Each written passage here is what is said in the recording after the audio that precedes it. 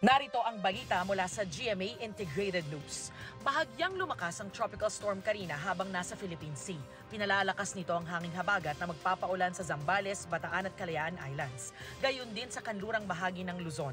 Inaasahang lalakas pa ang bagyo hanggang typhoon category habang kumikilos northwestward. Base sa datos ng Metro Weather, heavy to intense rains ang mararanasan sa malaking bahagi ng Luzon at Visayas.